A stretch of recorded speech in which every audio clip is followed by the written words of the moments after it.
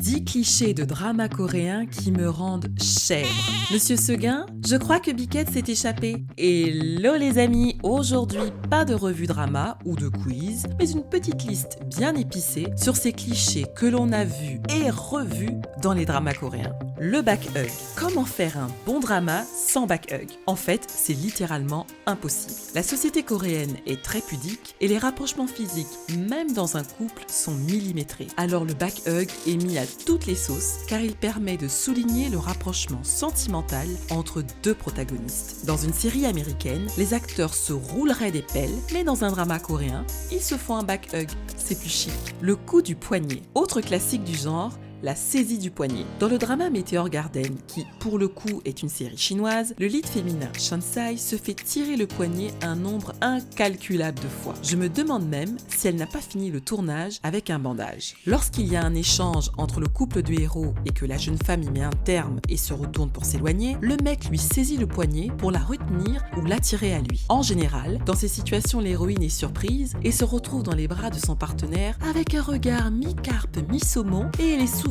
incapable de lui rendre son étreinte. Franchement, je me demande si l'actrice est vraiment gênée par le contact ou si c'est seulement une feinte. Le baiser accidentel. Attention à la chute, car si vous ne faites pas attention, vous allez tomber littéralement sur la bouche de votre partenaire. Je crois que le baiser accidentel le plus abracadabrantesque que j'ai vu, c'est dans la série Hit the Top. Je vous en ai montré un extrait dans la vidéo sur ma drama romance de Noah à Changwon. Comment un freinage brusque peut-il amener la passagère de la banquette arrière à se retrouver bouche à bouche avec le conducteur? Noméo, il y a très souvent un baiser accidentel qui résulte soit d'une chute, soit d'une bousculade. Et comme pour le cliché précédent, l'héroïne est sidérée par la situation et reste plantée là avec son regard perdu. Si ce n'est pas déjà fait, abonnez-vous à la chaîne et faites exploser le pouce bleu avec vos likes. Dodo, l'enfant d'eau, le héros dort sur mon épaule. Ah oui, parce que dans un drama, il n'y a pas de lit, c'est bien connu. Combien de fois avez-vous vu cette scène qui se passe dans un bus ou dans une voiture? L'un des deux héros se met brusquement à somnoler et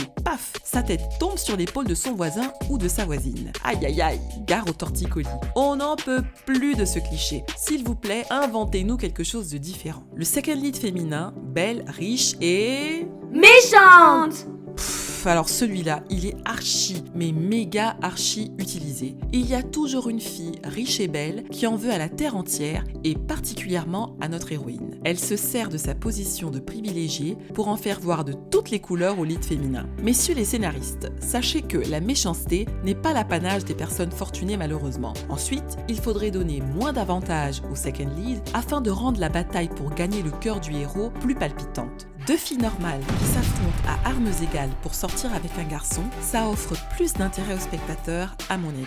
Dites-moi dans les commentaires quel est votre second lead féminin le plus détesté. On pourrait peut-être faire une vidéo sur la base de vos avis. Le lead masculin riche et ou talentueux. Dans la continuité du cliché d'avant, l'aisance financière du héros, c'est vraiment du réchauffé cramé. En préparant cette vidéo, je me suis demandé combien de dramas j'ai vus qui ne présentaient pas ce cliché. Je vous en cite quelques-uns pour la peine: Temperature of Love, Startup, Hometown Cha-Cha-Cha et One Spring Night. J'appellerais ce cliché le cliché du prince charmant, un peu comme dans les contes de fées où le beau prince vient sauver la donzelle. La mort d'un parent. Mais pourquoi faut-il toujours que l'un des héros soit orphelin? C'est incompréhensible. On peut écrire une bonne histoire sans acculer les personnages de cette difficulté. Par exemple, dans Do You Like Brahms, les parents des héros sont tous les quatre en vie. C'est pourtant une bonne série et la relation avec les parents est justement exploitée dans le scénario. La pluie et le parapluie. Ne partez pas en Corée du Sud sans votre parapluie malheureux. Alors, effectivement, il pleut souvent en Corée du Sud, particulièrement au printemps. Mais alors, dans les dramas, c'est quelque chose. Il se met à pleuvoir inopinément, parfois juste après un grand soleil. Et là, comme par magie, voici un parapluie qui apparaît au-dessus de la tête de notre héroïne. Le lead masculin a débarqué de nulle part avec le précieux objet. Lui est resté sous la pluie en attendant, ce qui d'ailleurs donne lieu à un autre cliché, la pneumonie post-pluie. Ah ben oui, car quand on reste 2 heures sous un orage à attendre que Mamzelle veuille bien bouger et nous laisser rentrer chez nous, on attrape forcément la crève. la ceinture de sécurité. Les héroïnes de drama n'ont pas de bras, c'est bien connu, ou ne sont pas très fut-fut car elles ne savent pas attacher leur ceinture de sécurité toutes seules. Vous voyez comment ces moments sont hyper dramatisés dans les séries? Non mais il s'agit juste d'attacher une ceinture, pas besoin d'en faire tout un plat. Je trouve d'ailleurs que ce cliché infantilise celui qui le subit et c'est souvent le lead féminin, encore elle la pauvre, qui en est la victime. La gifle. Vous avez déjà vu un drama coréen sans que quelqu'un se fasse gifler? Pas souvent, je pense. L'instigateur du coup est généralement une personne qui a une position de pouvoir ou d'autorité. Soit elle est plus riche, soit plus âgée. C'est un geste qui est humiliant et choquant. D'ailleurs, cela se passe souvent en public. Et celui qui subit la gifle doit s'excuser pour avoir provoqué la colère de l'autre protagoniste. On marche sur la tête, cliché à bannir impérativement. Malgré tout ça, on a besoin de ces clichés pour se dire qu'on est vraiment dans un K-drama, n'est-ce pas? On en a un peu marre de ces clichés, mais d'une certaine façon, ils nous rassurent. J'espère que vous avez aimé cette vidéo. Pour ma part, j'ai pris beaucoup de plaisir à vous la préparer. On se retrouve la semaine prochaine pour une revue de drama.